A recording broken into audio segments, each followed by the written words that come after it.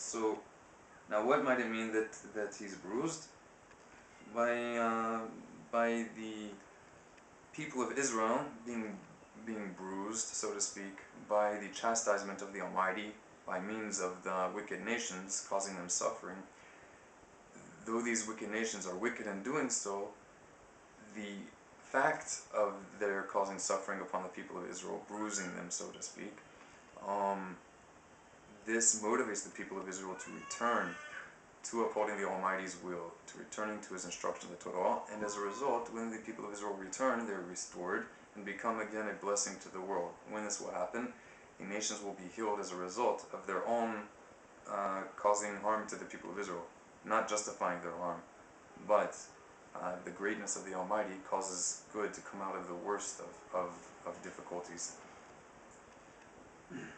Alright.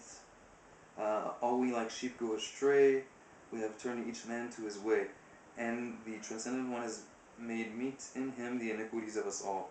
He was oppressed and He was afflicted. He did not open His mouth, and He was led as a lamb to the slaughter. And as an ewe before her shearers is dumb, so He did not open His mouth. It's referred to in other places where the righteous are led away like lamb to the slaughter, in reference to prophets in the Hebrew Bible. As well, the nations themselves are said to, in the future, help bring the people of Israel back to their land.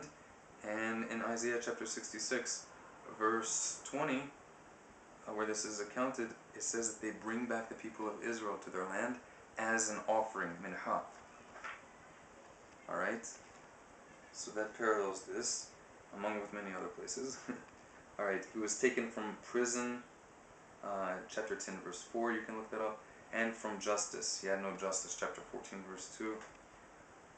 Who shall consider his generation, for he was cut off from the land of the living. Israel is sometimes called the land of the living, and the people of Israel went into exile. From the transgression of my people, the stroke was to him. Alright? Of the people of the nations, of the king's people caused this to happen. And he put his grave with the wicked, and with a rich man, and with the rich. Man is added in italics, you can see that if you're using a fairly good translation, in his death. And although he had done no violence, and no deceit was in his mouth.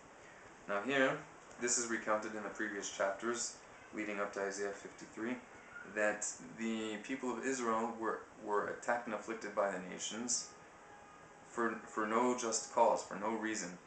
Though the Almighty brought punishment upon the people of Israel as a result of the people of Israel violating Torah, the reason of the nations was unjustified.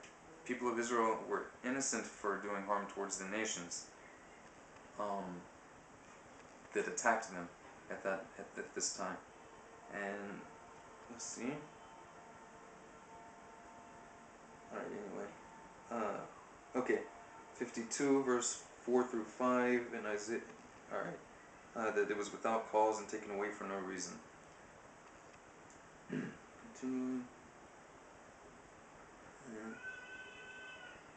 Also, this chapter, in my understanding, is about the righteous of the people of Israel who suffered, not necessarily because of their transgressions, but simply by the fact they are part of the people of Israel. And when the people of Israel transgress as a nation, even the good among them suffer, just as any other nation.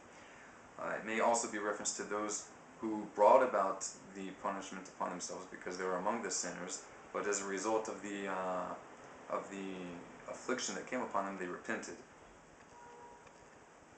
And in the end, bring about repentance of the entire world. Alright, but the Almighty, the Transcendent One, was pleased to crush him, to make him sick, so that if he should put his soul as a guilt offering. Again, I mentioned later on, it says that the nations bring the people of Israel back to their land as an offering. He shall see his seed, he shall prolong his days. Chapter 66 verse 20, 66 verse 8, chapter 14 verse 1. And the will of the Almighty shall prosper in his hand. He shall see of his travail, of the travail of his soul, and he shall be fully satisfied. By his knowledge My righteous servant shall justify many, and he shall bear their iniquities. Because of this I will divide to him with the great, and with the strong he shall divide the spoil. Alright? And the next chapter talks about how the people of Israel will be great, as do the last parts of the previous two chapters. How after the suffering, the people of Israel will be exalted, and the Almighty will make them rulers over many kingdoms.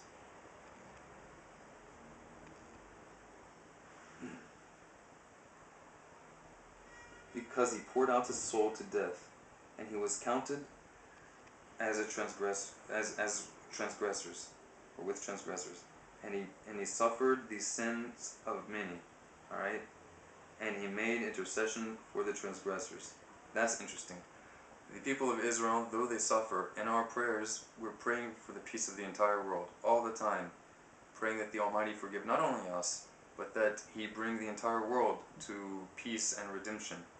And in fact, we make sacrifices for the sake of the nations of the world when we have a temple standing.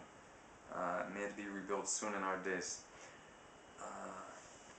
Hopefully I'll follow this up with other clips, giving discussions bit by bit, maybe a few different clips, discussing more of the different references that I referred to and those that I didn't refer to give you a better idea of what I'm talking about if this wasn't good enough.